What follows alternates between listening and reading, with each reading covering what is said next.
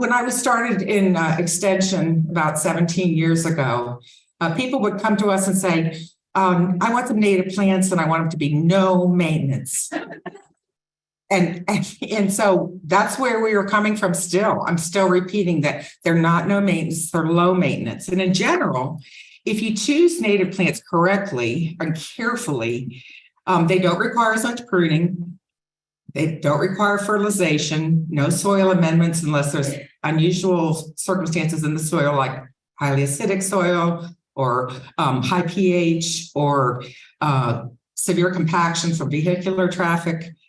They could take infrequent or no mowing and no disease or insect management other than some scouting for cultural problems or sanitation purposes.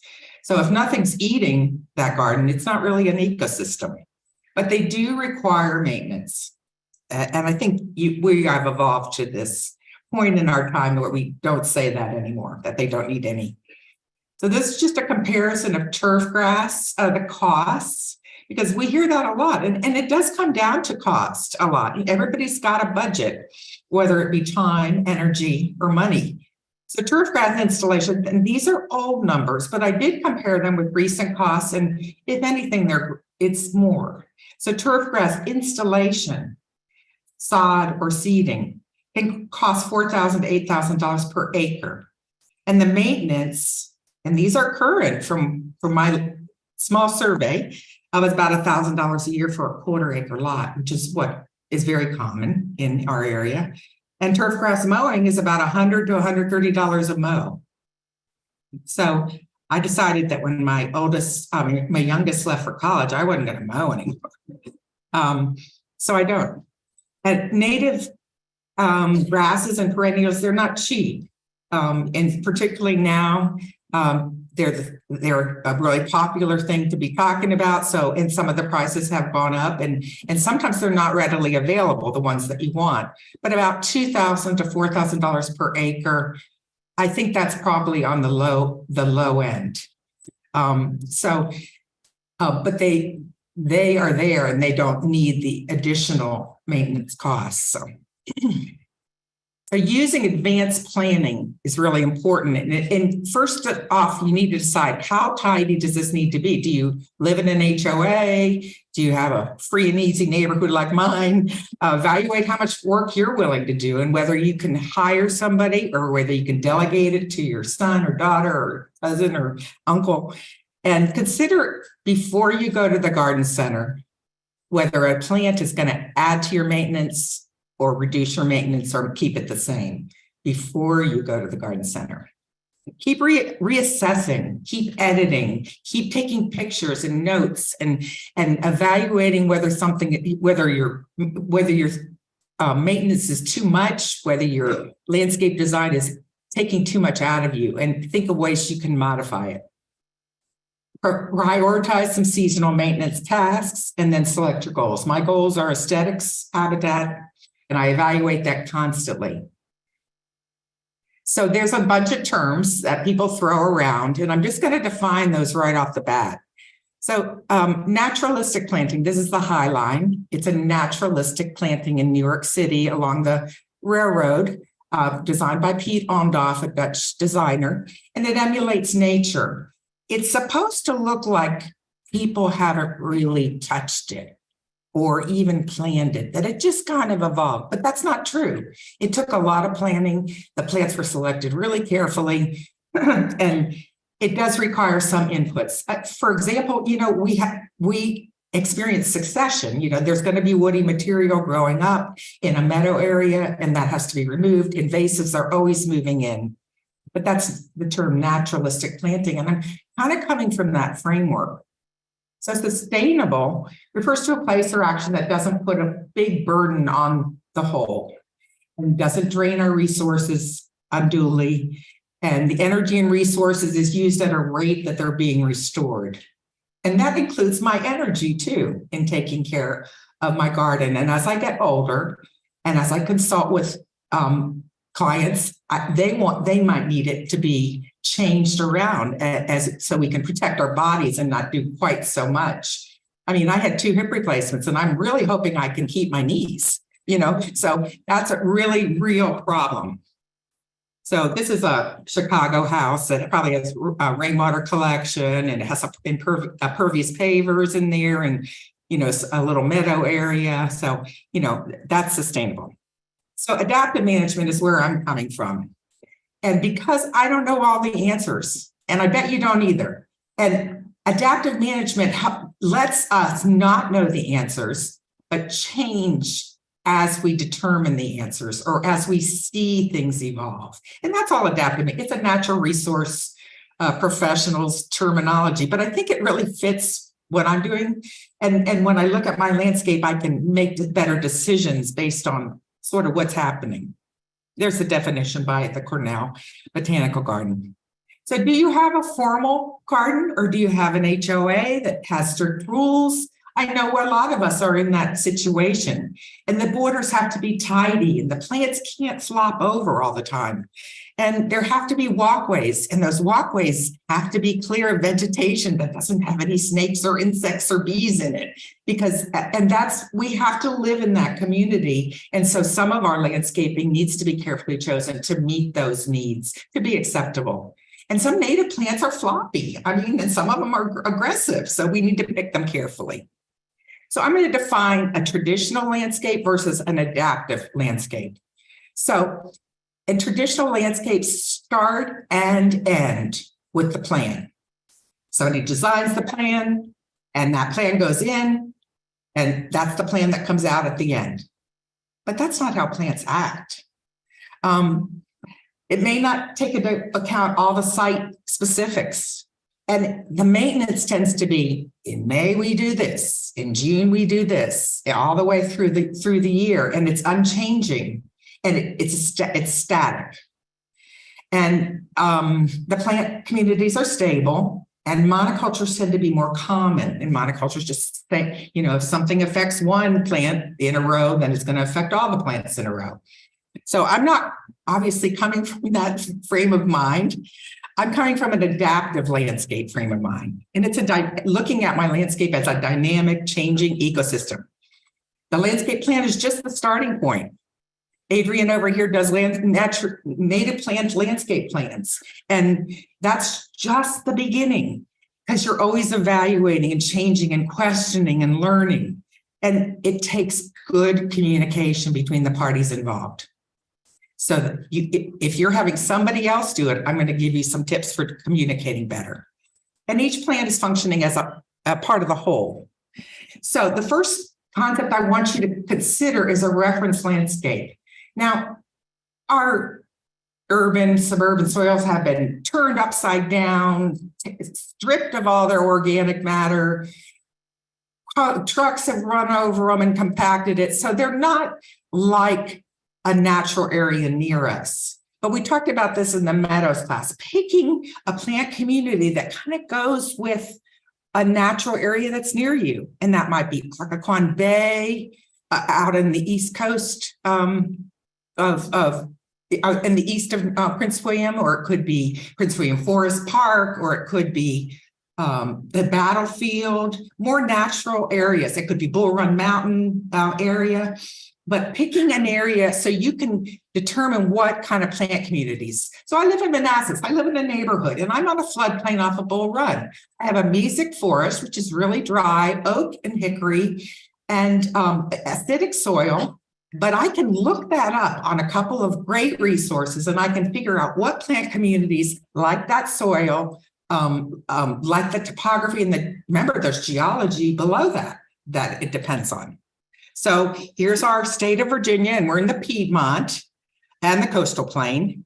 So this is this shows you where the fault line is. But Prince William County, and if you're in the Meadows class, this is in there too. We're divided into two physiographic regions, the Piedmont and the coastal. And there's a transition zone right in between. So if you're east of 95, you're in the coastal zone, and you have a slightly different, I think you're 7B. And if you're to the west of 95, then you're in the Piedmont.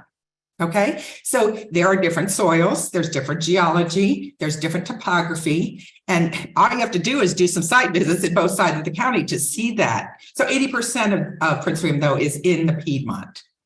So we can use that to help us find our reference community.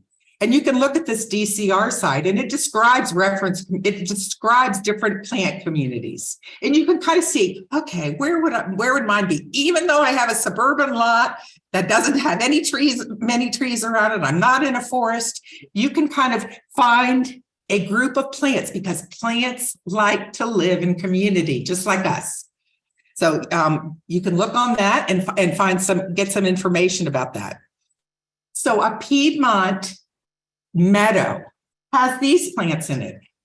A little blue stem, Indian grass. You can see both of those at the battlefield, plume goldenrod, and narrowleaf mountain mint.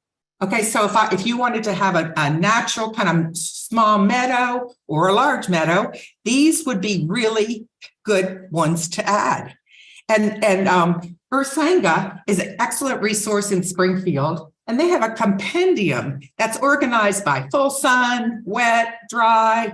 But in addition to that, they've organized it according to plant community, which is really, really helpful. Matt Wright has done a fabulous job with this. So use this online resource. And then you can shop at Ursanga too, because they're a great nonprofit.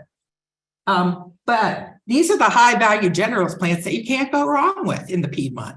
And so he has a list of those too. So I just picked the full sun, mesic, medium to dry, moisture. So that's sort of my front yard. My backyard is more of silty, kind of floodplainish, okay, and more wooded.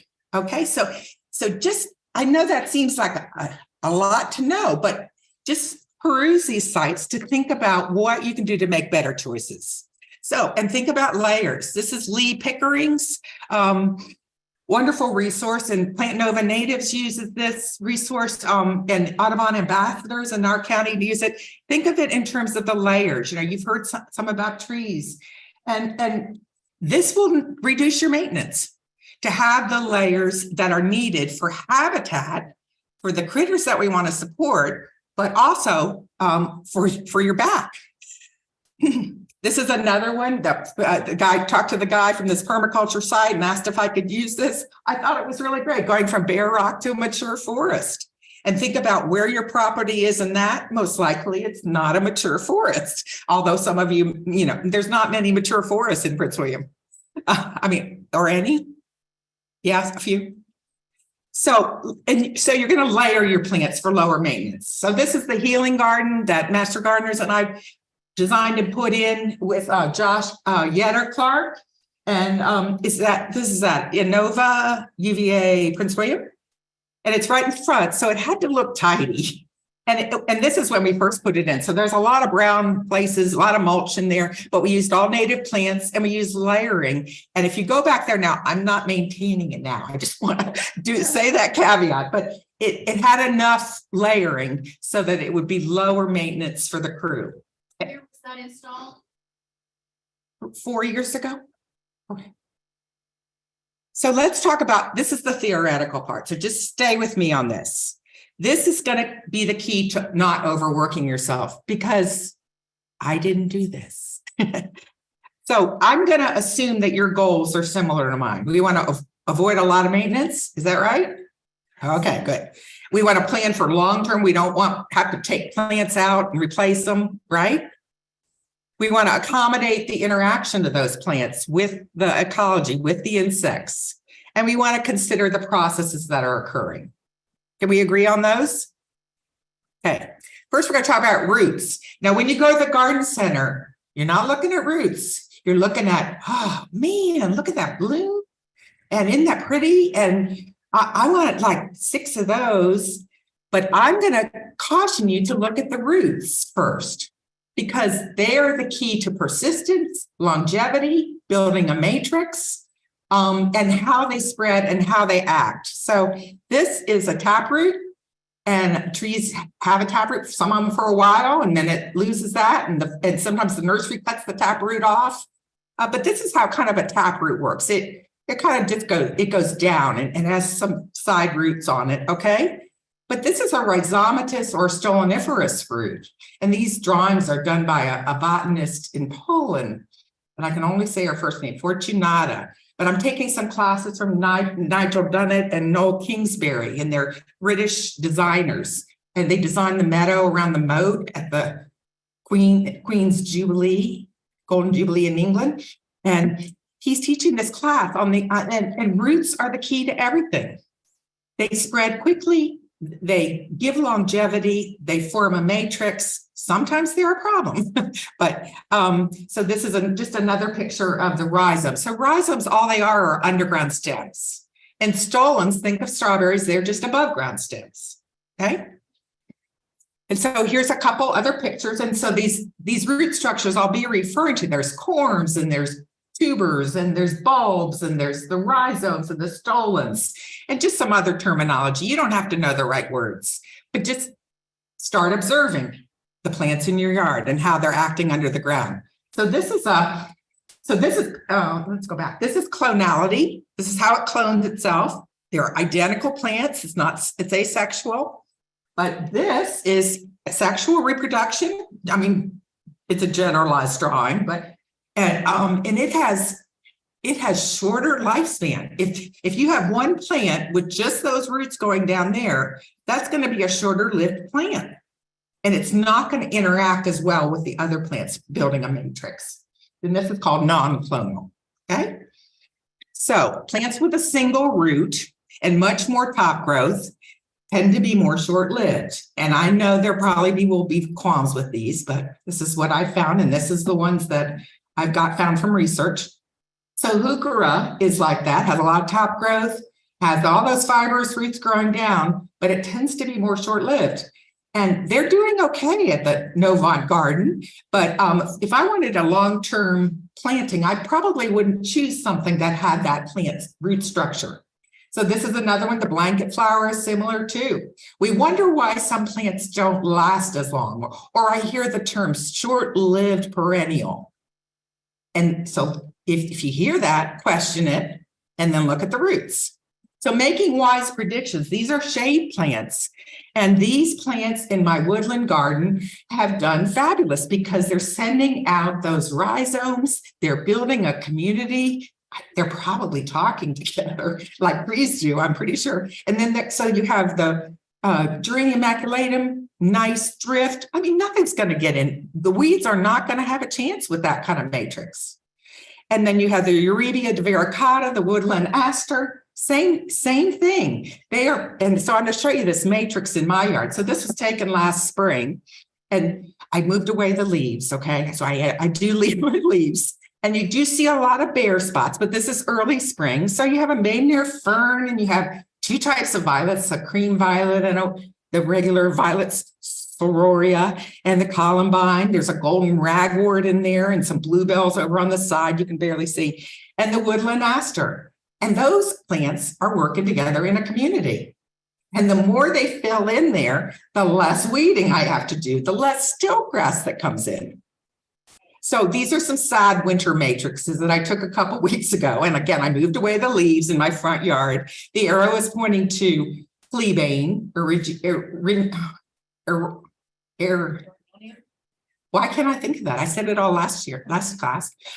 Erigeron annuus, fleabane. So it's already sent its seeds out last year, and it's already popping up all over my yard. And these are full sun. Okay, so and there's that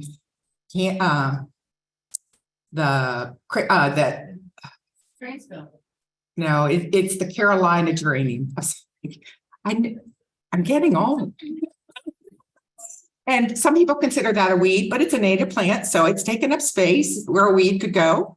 And then we have spiderwort, and there is some asters. I think that might be the frost asters, but they send out lots of rhizomes. And then there's the Rudbeckia, and then there's the Zizia. And that's a pretty cool matrix for the full sun. So these plants form a very deep matrix, but a very deep root system, and they need to be put in before they have a lot of competition. Okay, they're more like subshrubs. There's Baptisia and Amsonia and goat's beard, the Aruncus. and Culver's roots. So they form but they need to be established well before they have to compete. So if you're planting a garden, you could put these in first and let them establish themselves before you introduce competition. These are long-lived perennials though, and they act like shrubs. So as I get older, I'm adding more things that act like shrubs because they take up more space and I have less energy to deal with them. So this is a meadow that is not native. It's in Vienna, Austria. And I think it's brilliant. It shows a matrix of plants and, just forget that those aren't native to Virginia. I don't even know if they're native. I don't think they're native to Vienna either, but they've created a tapestry. There's very little upkeep on this. I mean, it's amazing. And the thing is, they've recreated this throughout the city of Vienna on traffic islands, on health strips, on just all over the city, this exact same plants. And it's not boring. It brings continuity. And they found plants that work together and are compatible. So that's what we're aiming for with native plants. So this, again, my yard, not quite as beautiful as that, but I love it.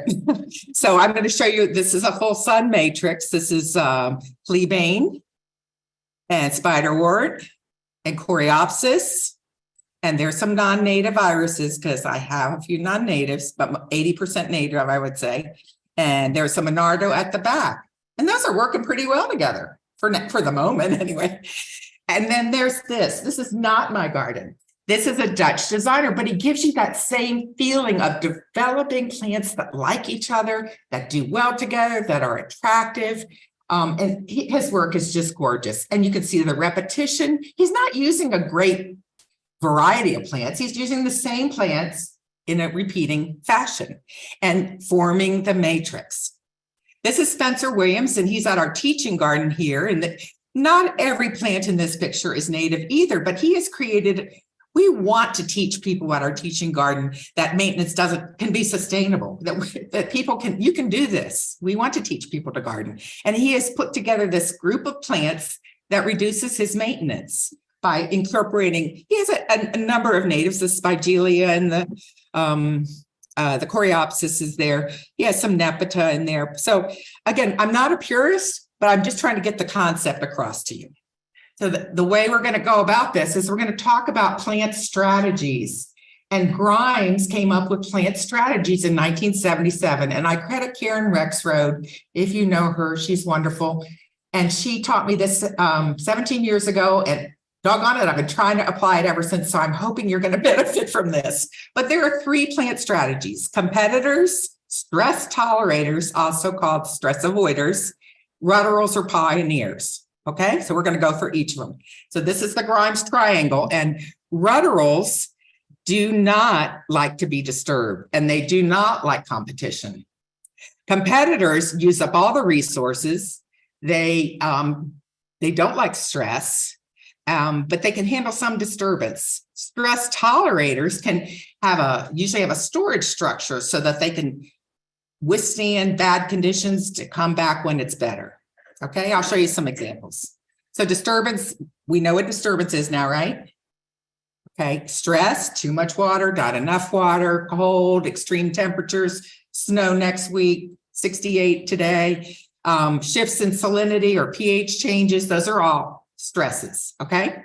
Competition, neighboring plants, taking up the nutrients, taking up the sun, taking up the water, taking up space. So stress and disturbance are the 2 main factors limiting plant material in a habitat.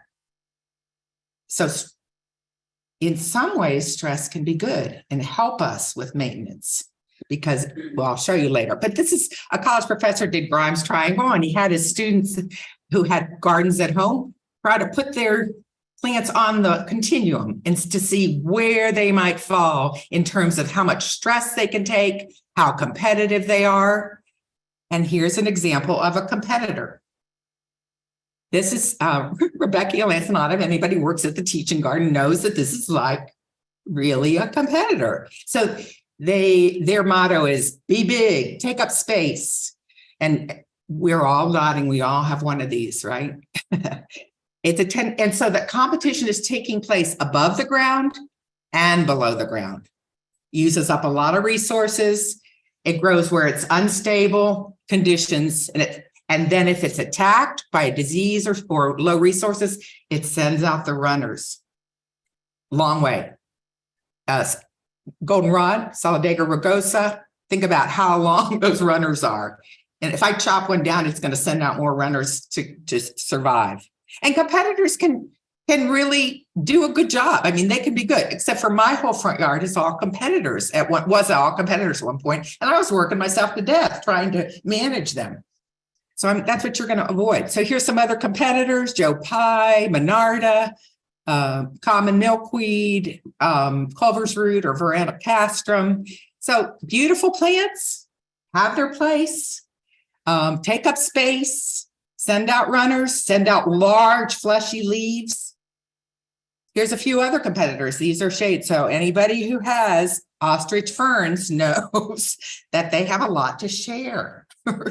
And then there's the white snake root, and that's a good shade competitor also for the same root reasons. We're thinking about the roots here. The blooms are beautiful. The blooms are important, but we're thinking about the roots. So competitors, again, be big, take up space, spread, cover the area.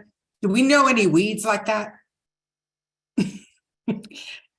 So here's two competitors in my yard duking it out. So there's the Solidago rugosa, and then there's the New England aster, and but they're doing okay. But if I introduced a third or a fourth, I might have to do a little bit of intervention. So let's define rudderel.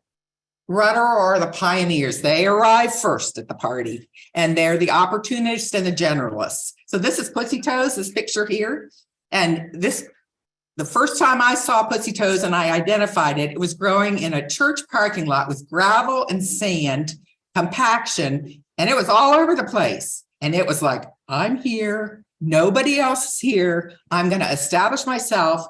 And it's sort of short-lived, but rudderels send out a lot of seeds. And here's some other rudderels. Columbine doesn't live that long, but boy, does it seed heavily, doesn't it? Especially this one. Anathera fruticosa, the evening primrose, rudbeckias, some of the asters, and zizia. Zizia, as long as I keep the weeds away from zizia, it's just going to take over the whole area. And so that has its place too. But there are times of the year when it's bare. Because the seeds are not germinating, or, it's winter. So here's the rudderels again. They're first to arrive at the party. They might be a little weedy. There might be too many of them. They're easy to pluck out. They're short-lived. So here's some stress tolerators. Did I skip one? No. Okay. So trout lilies. This is a stand of trout lilies at my house. And they have a really great root system. You can see they're competitive with each other, but nothing else goes in there. And so their root structure is storage, and they can store things. So when the conditions are not good, they can still continue to grow. Some ferns are stress tolerators. This Tiarella is a stress tolerator, and the root system it's more fibrous, less rhizomatous. And then there's the common blue violet, and think about the root of a common blue violet. I mean, I took a hunk out of my garden the other day, and they're definitely a stress tolerator. If I can they do not like competition though. So if the ground ivy comes in on this particular planting, if I can take the ground ivy out, then the violets will just fill in that area because they have that storage structure in them. Okay, so now we know some plant strategies. This is just a review.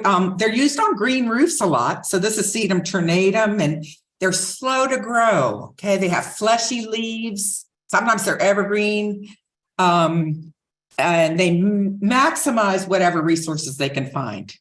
And this is the characteristic stress tolerator. This is one tough plant. It looks so delicate, but it has the green and purple leaves right now. It's penstemon, beard tongue.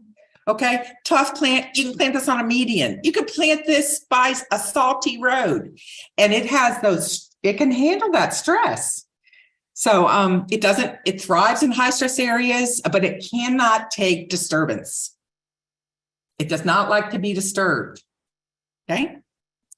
So just to sum up those three, I hope you're not totally overwhelmed.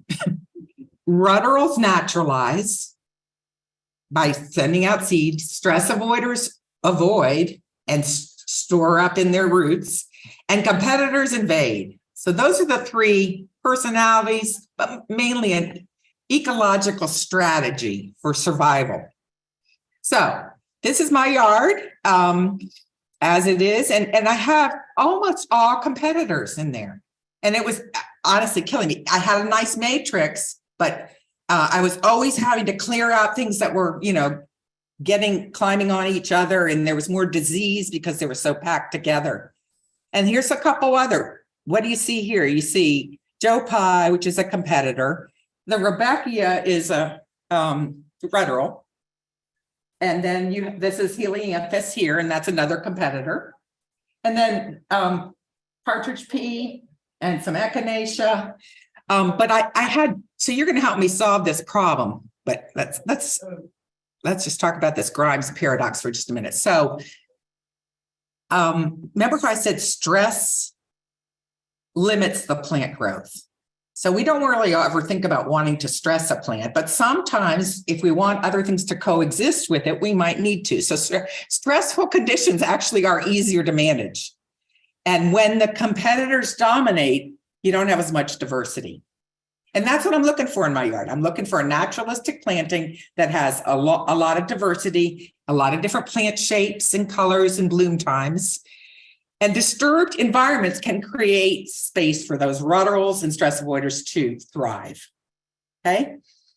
So editing and just observing, you don't have to know if a plant's a rudderal. You don't have to go home and study this. All you have to do is look at what is its strategy, and start thinking in terms of your landscape as being living, and how can those roots do a better job, or what would be better here? It's food for thought rather than the answers. Okay, I'm not going to solve all your. So this is my front yard, one part of my front yard. Look at all these competitors I have. You can see why I needed 2 hip replacements. And here's the rudderals that I have. And this is my new favorite, common cinquefoil. Ursanga sells it. They're the only ones that sell it. I'll show you a picture in a minute. And then there's the stress avoiders. And okay, so what do I need? What would you do if you were me? Fewer competitors, more stress avoiders. Less competitors, more stress avoiders. Yep. So here's a matrix for sun. And here's a matrix for shade that has a nice balance of these. That doesn't mean I can just give up on the editing and looking and photographing, but this might give me a running chance at being able to maintain my garden. So invasive plants, they're always going to be with us. And many of them are competitors, and many of them are pioneers sending out tons of seed. So management is inevitable. You're just going to always have to be scouting for invasives. That's just never going to end, unfortunately. We have little natural succession in urban soils and urban neighborhoods, suburban neighborhoods. Any succession is usually an invasive moving in. So just beware. And garlic mustard is out. So be scouting now before it takes hold. So I just got these. I'm managing a couple landscapes for friends, and herbicide is necessary. I'm a purist about this, but there is no other way to manage invasives without some use of herbicide. So these allow me to make a cut during the growing season and apply it with a sponge applicator. The proper amount, tiny bit, only goes in the plant. And so and there's also, you can get one with a longer handle. So that's just my advice. So let's talk about specific maintenance practices for a bunch of different, and these are kind of brief because I want you to take home the theoretical and do some thinking about it. So in general, disturb the soil as little as possible. Choose your plants carefully. Don't go to the garden center without a plant. Not that I haven't done that. Let debris build your soil. Get the weeds early. The bitter cress is already flowering. Mulch or use a ground cover, no bare soil. And shrubs, I'm starting to put in shrubs in some of my meadow because I just can't keep up with it. I'm getting old. And nobody's getting younger, okay? And so you want to shade out and form those matrices to compete with weeds. Let's talk about meadows. If you're in my meadows class, this is brief compared to that, but you can see the meadows class on the recording. And site preparation is really important, getting rid of the competing vegetation, having realistic expectations and choosing the right seed mix or plants, getting out the woodies and getting out the invasives. And the mowing, I started recommending mowing, or you can't burn really very often in our society, but mowing or cutting 1/3 of it and leaving 2/3 of the stems as long as possible. So that will allow me to manage some of it if I need to add new plants or something like that. And then the next year do another 1/3. Okay, that seems to be a good compromise. And again, leave the stems. The 50-degree rule, people talk about, don't cut the stems till it's 50 degrees regularly in the daytime and at night. Well, we've had 50 degrees for weeks, haven't we? And Doug Tallamy says that's an urban myth. He said, just leave them as long as you can, because sometimes these insects are in there longer than, a few months or 6 months or 9 months. Sometimes they need longer. So the stems will fall when they're done. So here's a couple ways for a meadow. We talked about this in the meadow class. A couple ways to prepare the soil without using herbicide. Solarization is in summer for about 4 weeks. Water it well, tack it down on the edges. Wait 4 weeks, pull it back, see if it's cooked. And that's a short-term summer. This is what you could do right now. Occultation, it's just using a black, and you're pinning it down with landscape staples on the edges. And, I think some soil organisms might have been harmed with this, but I pulled it back and there were like 3 DeKay's brown snakes, 1 ringneck snake, and about 2 or 3 garter snakes under there. So they were sincerely, happily eating the beetles and stuff that were around there. It created a new habitat for them. Anyway, so those are techniques for preparing the soil for a meadow or herbicide. And, that's a longer discussion. So in the fall, maintaining a meadow, avoid mowing again. Assess your coverage in the fall. Make sure that, you don't have a lot of bare spots that will get weeds. In the winter, scout for invasives and weeds.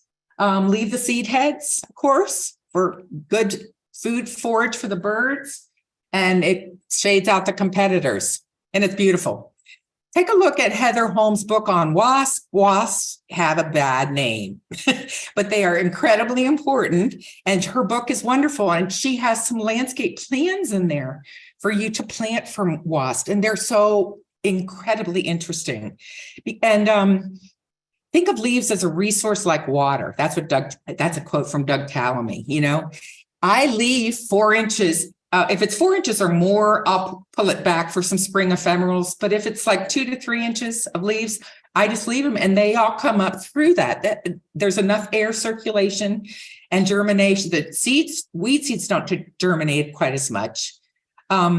But there are 4,000 species of native bees, and 70% of them nest in bare ground. So if you have a little area that you can leave bare, I have one hillside that they always nest in, and 30% of those use stems. So leaving the stems is really important. In meadow in the summer, too hot to do anything. Walk around with a lemonade or a glass of wine and just enjoy the meadow, observe, take photos. Avoid mowing. It stresses plants. You might want to remove some woodies. Do that in the fall. It's too hot to do in the summer around here. A bioswale, that's just like a ditch garden. But it has water coming in and water going out or being absorbed. Okay, so it's sort of like a rain garden, but it moves the water through it. And it's just like a garden. I mean, it needs weeding. You need to make sure the inlet and the outlet are clear and able to have the water flow through it, that it's not clogged with a lot of sedimentation at the root level that would cause disease in the plants. So if it has standing water for more than 48 hours, then you need to investigate, clearing out some of the sediment, making sure that the drains are working correctly. So a rain garden, this is one we put in at Westminster at Lake Ridge a few years ago, and Master Gardeners put it in, designed by me and Josh Clark, and it's a garden.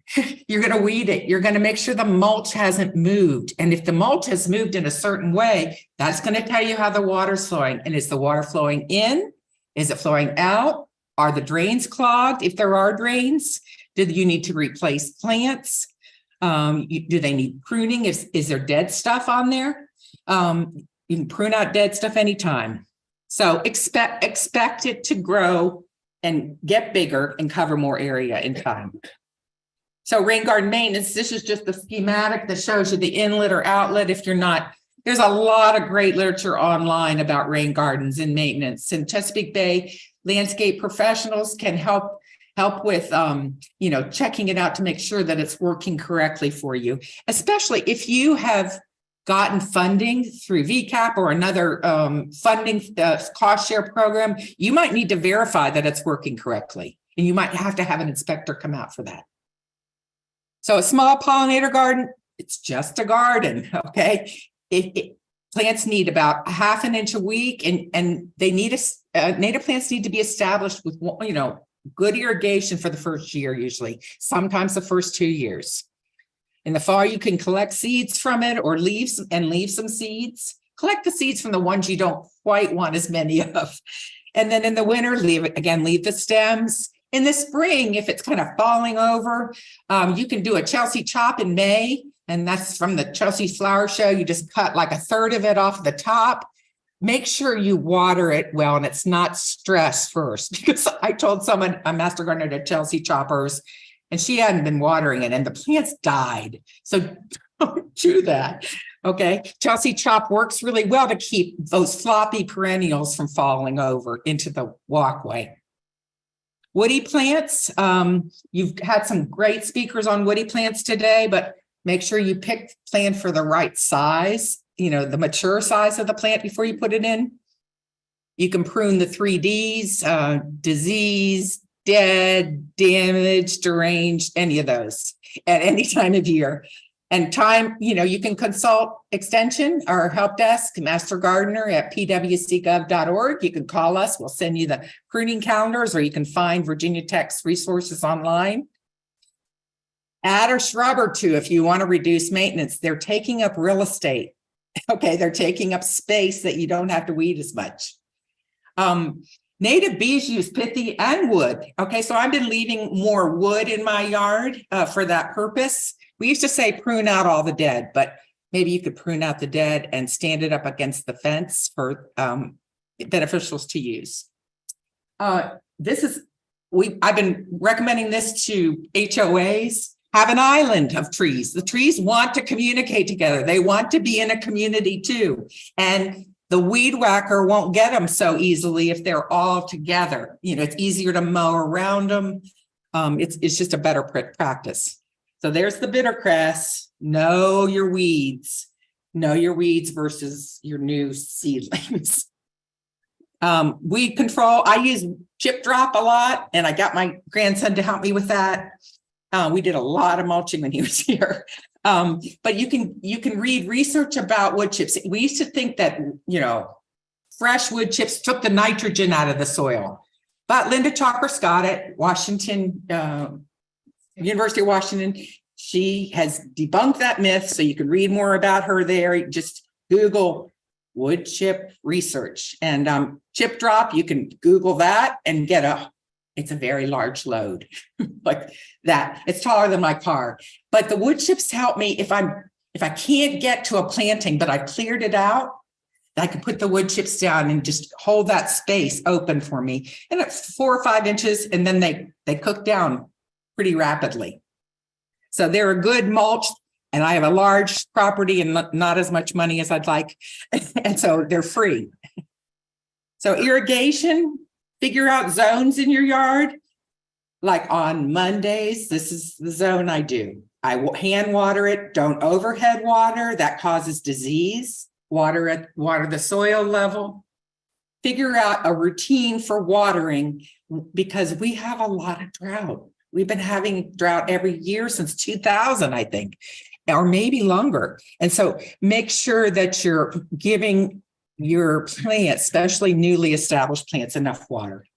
Sanitation, scout your garden regularly. Know it's normal and cut things out, clean your pruners, throw it out, don't compost it. If you see anything that looks like disease, you can email us and we can tell you what it is. But likely what we're going to say to do is sanitation. Okay, just clean it up and throw it out. And so I go through my meadow, and if I see funky looking leaves on the bottom of some of my Rebeckias, I'll pull that old Rebeckia out and give it more airspace in there. So disease material, again, don't compost it, clean your pruners, contact us if you have questions. And every year I have people going, something ate all my dill. Or something ate all my parsley. And I'm like, yay. but you know what? That's why we plant it. But it's a whole mind shift.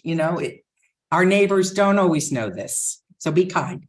So salt management, we haven't had much of that this summer. I have a ton of salt usually on my roadway. I have salt tolerant things planted along my roadway. And these are some of the things that do really, really well with salt. But you can find others at Extension Publications for Pennsylvania. And I sweep mine up and I use it again if I need to. And so, it's so much salt.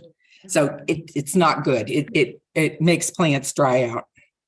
Native grasses, you can cut them when the spring growth is coming. This is Eragrostis, purple lovegrass, wonderful native, shorter native grass, not real aggressive. Cut it back when the new growth is occurring, but leave those seed heads all winter. This is the maintenance checklist that we use for Chesapeake Bay landscape professionals.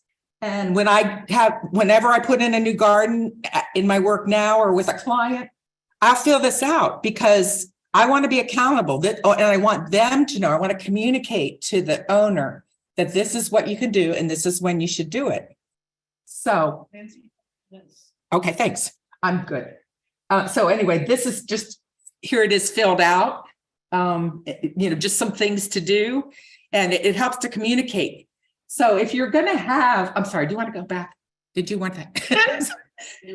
This, you can also view this all again. Okay.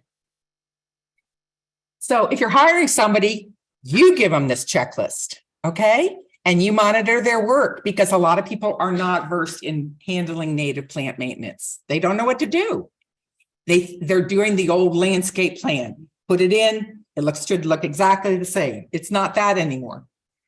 So applying the plant strategies that you learned, observe. You don't have to know Rotterol. You don't have to know stress avoider. All you have to do is observe how that plant is growing and what will create a matrix. Clump formers will break up over time like Monarda. They don't like a lot of competition. So these are just the things to remember. Plant densely. Sum it up. These are some resources. That's a repetition. And this is Pete Ondoff's Lurie Garden. He does not use exclusively natives, but I think his matrices are beautiful. Anyway, I'm ready for questions. No question. Oh, Larry Weiner also has some designs online, and Doug Tallamy has some designs online too. Yes. When you talked about mowing, or since we can't burn, a third annually, help me out. Is that if I've got clumps of masses of plants, do I cut back a third of each mass? Do I cut back a third of my garden? What does that mean? So if that's for a meadow, yeah. So I had some disease stuff in my yard, so I cut it all the way back. But all my other stems are still up. And they're going to be up as long as they need to be, until they fall over. So that a third a year is for a meadow. That's for a meadow, right? And for a meadow, I do mine by hand because I want to see what's going on in there. But you can also use a weed whacker, I mean, depending on how big the meadow is. We have a question in the chat box. Mhm. Where can I find a list of competitors, plant list of competitors, growers, and stress tolerance? Well, you can Google, it's hard to find. It's not nice and neat. Grimes didn't do that for us. But you can look at this presentation, has a lot of it. So you can review this presentation, the recording and online. You can certainly Google Grimes triangle.